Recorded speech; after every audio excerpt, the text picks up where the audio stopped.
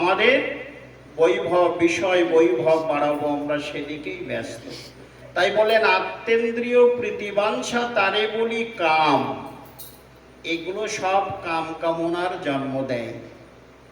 কৃষ্ণ সুখের কিছুই হয় না। কৃষ্ণেন্দ্রিয় প্রীতিবাঞ্ছা ধরে প্রেম নাম। কৃষ্ণ সুখের জন্য আমরা যা কিছু করব সেটা হলো আমাদের প্রেম হবে। যে প্রেমটা প্রয়োজন আমাদের কৃষ্ণ সেবার জন্য, ভগবানকে পাওয়ার, ভগবানের কাছে এই প্রেম বস্তুটা সহজেই ভগবান দেন না, দিতে চান না,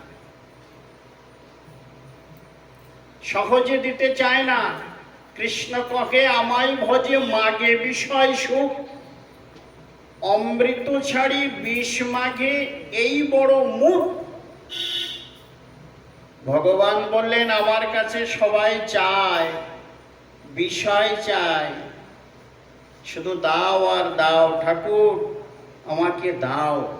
কখনো বলে না ঠাকুর তুমি আমাকে নাও, আমি তোমার, সবই তোমাকে দিলাম, তুমি আমার হও, এটা কখনো বলে না।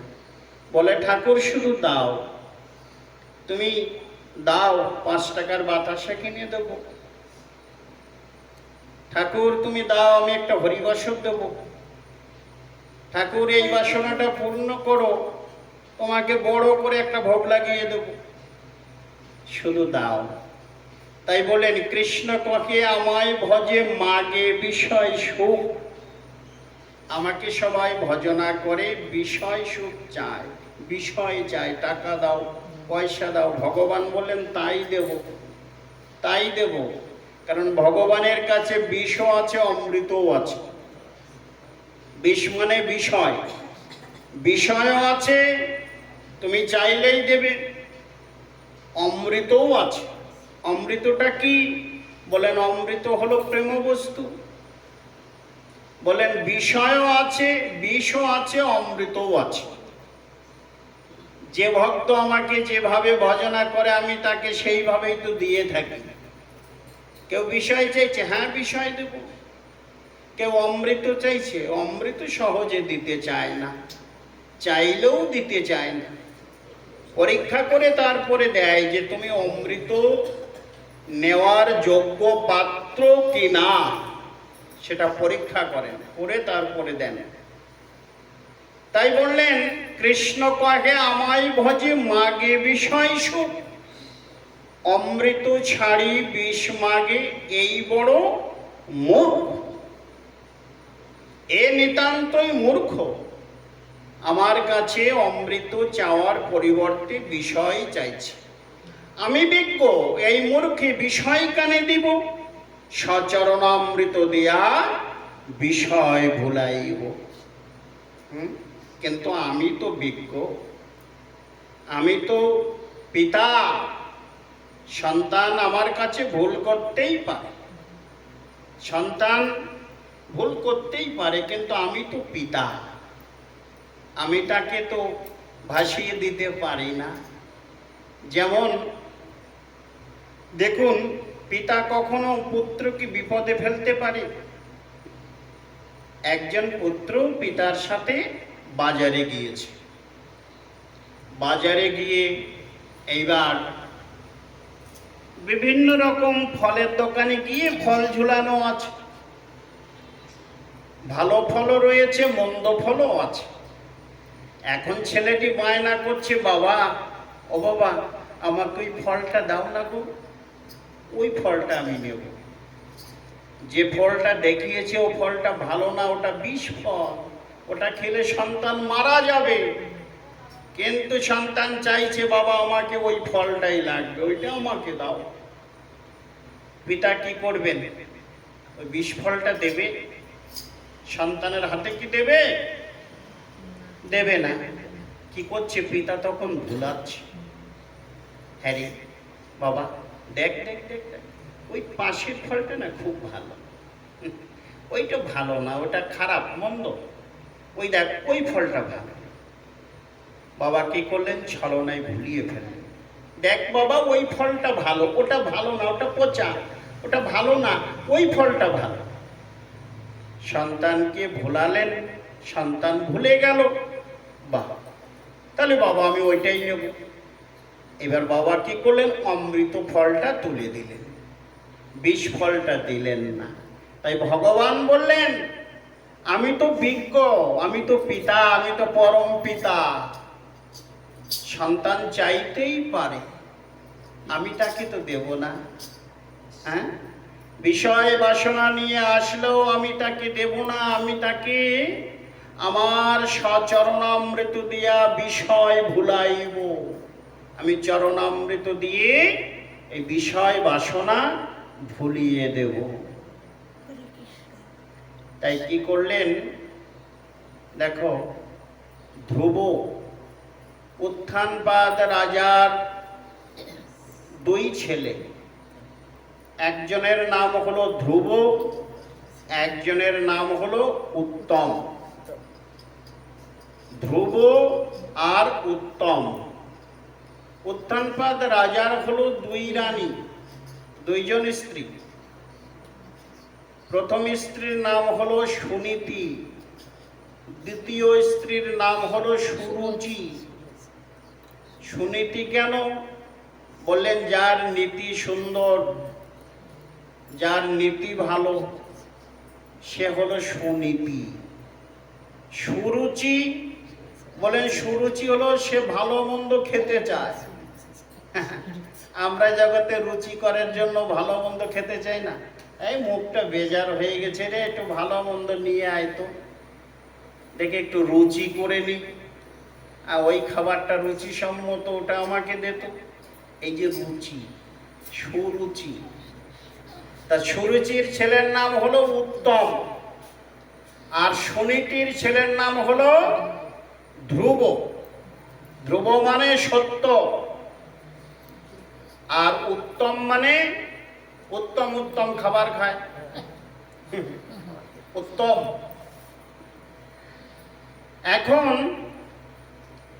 এই রাজা উত্থানপাদ ছোট রানীকে খুব ভালোবাসে, একেবারে খুব খুব ভালো। তার ছেলেকেও ভালোবাসে, উত্তমকেও অত্যন্ত স্নেহ করে, কিন্তু সুনীতিকে একটু ভালোবাসে না। সুনীতিকে সবসময় দাসীর মতো করে রাখে, ভালোবাসে না, একটু ভালোবাসে না, তার ছেলেকেও ভালোবাসে না। একদিন ধ্রুব কি করছে, সকালে উঠে দেখে পিতার কোলে ভাই উত্তম বসে আছে। এবার ধ্রুবের একটু ইচ্ছা হলো, যাই না, আমি একটু আমার পিতার কোলে উঠি। কি করলেন, আজকে ধ্রুব আনন্দিত হয়ে ছুটে যাচ্ছে পিতার কোলে উঠবে বলে। পিতা, ও পিতা, পিতা আমায় একটু কোলে নাও না, পিতা আমায় একটু কোলে নাও। পাশে দাঁড়িয়েছিলেন সুরুচি। সুরুচি দেখছে ব্যাপারটা তো ভালো নয়, ধ্রুব তোর পিতার কোলে উঠবে। সঙ্গে সঙ্গে বলেন, এই ধ্রুব, এই ধ্রুব দাঁড়া। হাতটি ধরলেন, শোন, তুই তোর পিতার কোলে ওঠার যোগ্যতা তোর নাই। যোগ্যতা হবে যদি আমার গর্ভে জন্মাতিস, যদি আমার গর্ভে জন্মাস, তবেই তোর পিতার কোলে ওঠার যোগ্যতা হতো, কিন্তু জন্মাসনি। যা, হরিভজন করে সাধনা করে আয়, সাধনা করে আমার গর্ভে জন্মগ্রহণ করবি, তবেই তোর পিতার কোলে তুই উঠতে পারবি, তার আগে পারবি না।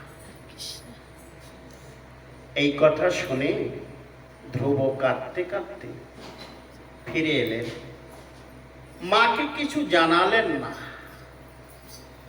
কিন্তু সুনীতি লোকমুখে শুনতে পেলেন যে তার ছোট মা এইভাবে তাকে অপমান করেছে, তাড়িয়ে দিয়েছে। তখন সুনীতি তো খুব মন খারাপ করলেন, হায় হায়, আমার একটি মাত্র সন্তান গিয়েছিল পিতার কোলে উঠবে বলে, কিন্তু সে এইভাবে তাড়িয়ে দিল। যাক, পুত্রকে বললেন, ধ্রুব এদিকে এসো, মন খারাপ করে না বাবা। শোনো, এ জগতে যার কেউ নাই তার একজন আছে। এ জগতে যার কেউ নাই তার একজন আছে, সে হলো ভগবান। তুমি তোমার দীনবন্ধুকে ডাকো, তুমি পদ্ম পলাশ লোচন হরিকে ডাকো, দেখবে সেই তোমার একটা উপায় করে দেবে। তোমার পিতার কোলে বা তোমার পিতার সিংহাসনে পাওয়ার যোগ্যতা তোমার হবে। তুমি হরি ভজন করো, হরিকে ডাকো, পদ্ম পলাশ লোচন হরিকে ডাকো, দীনবন্ধুকে ডাকো, সেই তোমার উপায় করে দেবে। এই কথা শুনে আর ছোট মায়ের কথা শুনে হরি ভজন করার কথা বলেছে। দুটো কথাই একই হলো। ধ্রুব কি করলেন? মনোদুঃখে মায়ের চরণে প্রণাম করে বেরিয়ে গেলেন হরি ভজনে। ধ্রুব গভীর বনমাঝে প্রবেশ করেছেন। গভীর বনমাঝে প্রবেশ করে ভগবানকে ডাকছেন, হে পদ্ম পলাশ লোচন হরি, তুমি দেখা দাও ঠাকুর, দেখা দাও। আমার বলতে কেউ নাই হরি, তুমি আছো আমার, দেখা দাও, দেখা দাও হরি, দেখা দাও। এমনি করে গভীর বনমাঝে চলে গেলেন, বৃক্ষতলায় বসে ডাকছেন হরিকে। ভগবান তার ডাকে তুষ্ট হলেন, কিন্তু তিনি দর্শন দিতে পারছেন না। কেননা কোন মহাপুরুষ মহতের কৃপা ছাড়া ভগবান দেখছেন ধ্রুব একনিষ্ঠ হয়েছেন, কিন্তু তার ভিতরে বিষয় বাসনার গন্ধ রয়েছে। যতক্ষণ পর্যন্ত বিষয় বাসনা দূরীভূত না হবে ততক্ষণ পর্যন্ত আমি তো দেখা দিতে পারি না। কারণ তার মনে আছে পিতার সিংহাসন পাবে, তাই সে হরিভজন করতে এসেছে। তাই সদ্গুরু ছাড়া এই বিষয় বাসনা তার ভিতর থেকে কখনো দূরীভূত হতে পারে না। তাই কি করলেন?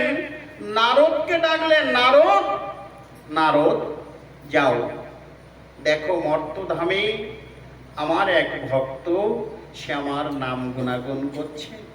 তুমি যাও, তাকে গিয়ে তুমি দর্শন দাও, তার কর্ণে মন্ত্র দাও, দীক্ষা দাও। আমার নাম ভজনা করলে পরে আমি তাকে দর্শন দেব। তাই কি করলেন? আজকে নারদ বনের মাঝে প্রবেশ করলেন। ওরে ধ্রুব আছেন যেখানে, সেখানে গিয়ে ডাকছে, ধ্রুব, ধ্রুব, ও ধ্রুব। ধ্রুব বলছে, কে গো? তুমি আমার পদ্ম পলাশ লোচন হরি, বলো, বলো তুমি কি? বলছে, না না না না, আমি তোমার পদ্ম পলাশ লোচন হরি নই, আমি নারদ। ও নারদ? বলছে, হ্যাঁ শোনো, এইভাবে ডাকলে তুমি তোমার পদ্ম পলাশ লোচন হরিকে পাবে না। এক কাজ করো, তুমি স্নান করে এসো। ওই দেখো অদূরে পুষ্করণী দেখা যায়, তুমি যাও, ওখান থেকে স্নান করে এসো। আমি তোমার কর্ণে মন্ত্র দেব, সেই মন্ত্র ধরে ডাকলে পরে তুমি ভগবানকে লাভ করতে পারবে। তাই কি করলেন? ধ্রুব স্নান করে এলেন, যথারীতি নারদ কর্ণে নাম দিলেন, দীক্ষা দিলেন। এখানে বুঝালেন দীক্ষা না হওয়া পর্যন্ত ভগবান কৃপা করেন না।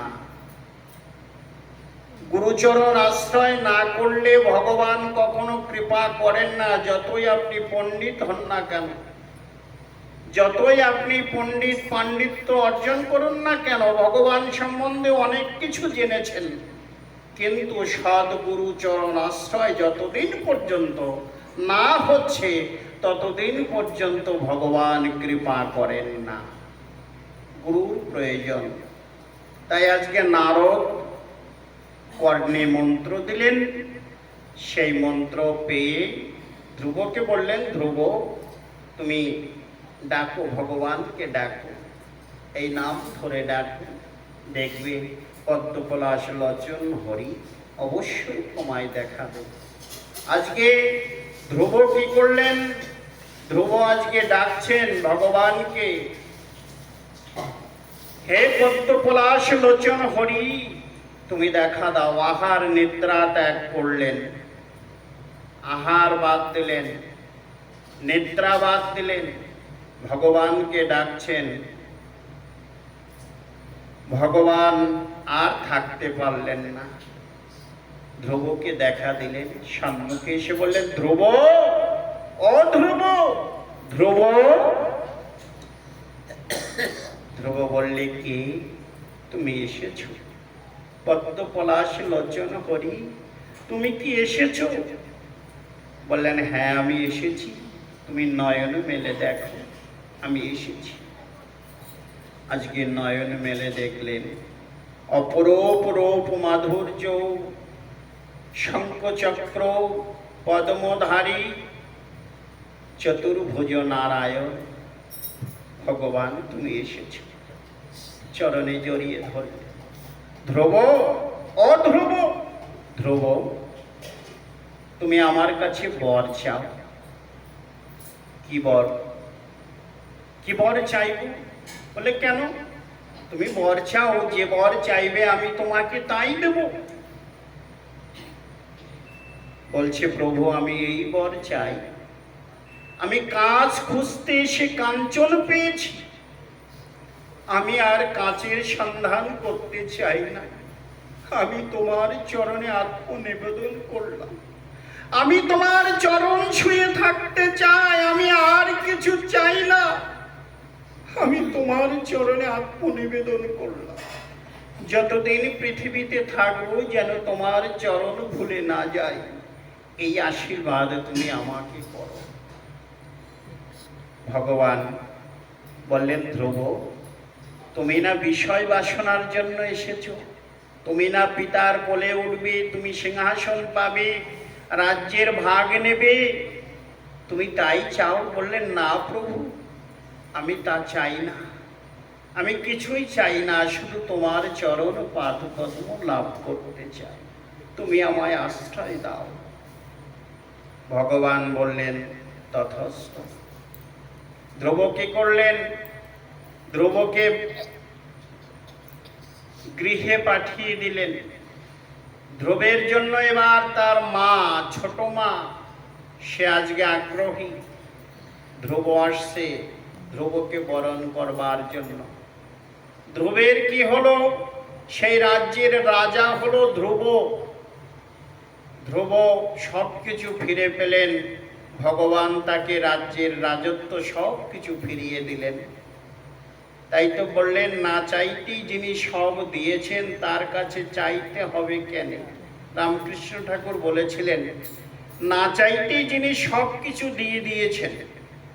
এই দেখো আমরা ভাবি চলবে কিসে, ভাবছো মিশে, তুমি ভাবার কে? যার ভাবনা সে ভেবেছে, তুমি ভাবো তাকে। না চাইতেই যিনি সব কিছু দিয়েছেন। সন্তান জন্মাবার পূর্বেই মাতৃস্তনে দুগ্ধের সঞ্চার করে, কারণ সন্তানটি জন্মগ্রহণের পরে সে কি আহার করবে তার খাবারটা আগেই ভগবান দিয়ে দেন। তাহলে সব কিছুই তো আমাদের দিয়েছেন, তার কাছে চাই